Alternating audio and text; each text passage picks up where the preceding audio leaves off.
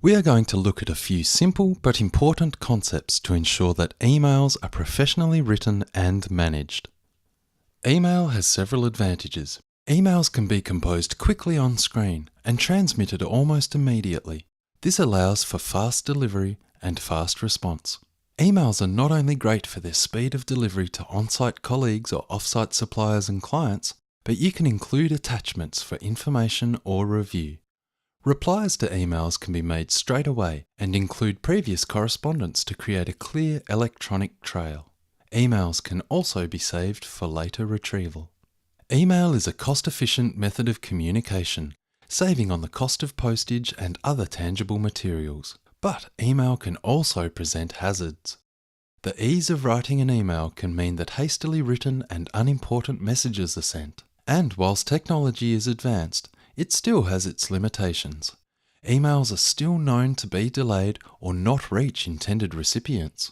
Email can be less highly regarded than hard copy correspondence, and original handwritten signatures are often thought to be more official. But as the use of email increases, it is widely accepted as a means for more official correspondence. When composing an email, there are two main parts to consider: the mailing information and the message area. The mailing information contains the sender's details, either their name or email address. The two fields should contain the recipient's email addresses to whom the email is addressed. There could be one or more multiple recipients. The CC stands for carbon copy. This field should contain the email addresses of those people who would benefit from reading the email, but the message is not addressed to them.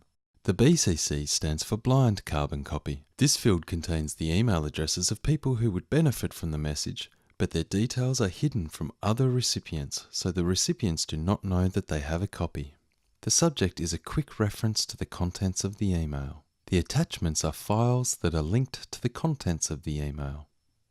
An email address consists of a username, an @ symbol, and a server name. You must ensure that the spelling of an email address is exactly correct, otherwise your message will never reach its destination. The subject line needs to be carefully worded. Most people quickly scan subject lines to decide if they'll open or ignore the email, so don't expect subscribers to dig through your subject line to figure out if they're interested. Keep your subject line to 50 characters or less. Be specific about what the subject is so that it is clearly understood. If the email subject is too general, it does not stand out in any way. For example, an email subject, meeting agenda, should be differentiated by the name of the meeting and the date of the meeting. This also enables the email to be located in the future using the search functions. Where appropriate, you might need to create urgency. You want the recipient to open your email as soon as they see it. The longer a recipient waits to open your email, the more likely it is that he or she will simply end up deleting it. The message text contains the contents of your email. The message should contain an opening that greets the reader and introduces the message topic. The middle should expand on the topic. The conclusion should identify a call to action and contain a complimentary close. Once you have finished drafting your email, do not hit send immediately. Revise the email to ensure that it contains all required content, including the necessary attachments. Ensure that the email is written in a professional tone. A big danger of email is the ease of which we can respond to received email messages that might cause an emotional response. It's best not to respond to such messages without having time to wait and write a considered response.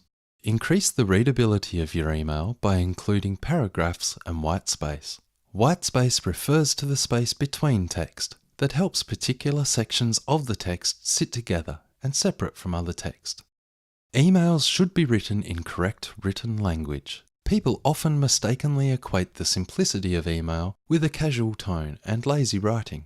An email in a professional context is a business document and should be treated as such. Make sure that you check spelling, grammar, and word choice.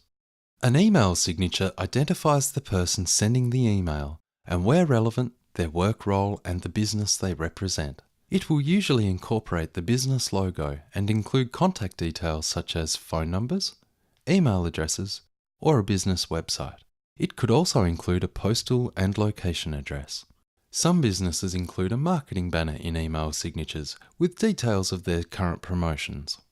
Finally, for email to be effective, there are a few rules that you should follow. Make sure that you check your email on a regular basis. This doesn't mean checking every 10 minutes. Fit this in with your workflow, perhaps checking once in the morning and once in the afternoon of your workday. Reply promptly to emails. Some organisations will have a standard for this, for example, responding to all emails within 24 hours. The response doesn't need to be lengthy. If appropriate, you can just send a short acknowledgement of the email received. Even those requiring a response might not need a response straight away. You can acknowledge receipt and notify the sender that you will get back to them in the coming days with a full response. Don't send unwanted and unnecessary emails. This is called spamming. This includes things like sending or forwarding jokes to groups of recipients. If you send these, it is less likely that your legitimate emails will be taken notice of. In addition, your employer owns all email messages, so the rule is to never send a message if you would not want your employer to see it. Avoid the use of all caps. This is commonly understood as shouting, and this is not the right tone for a professional email. Avoid the use of emoticons and initialisms, unless you know that the recipient will understand them and consider that you have the correct rapport for the use of these. Emoticons are small text-size images, like smiley faces, and initialisms are acronyms like LMK, standing for Let Me Know. Address every email correctly, otherwise it will never get there. Have a clear subject line. Write a professional message. Include your email signature. Include any attachments. And most importantly, review the email before sending.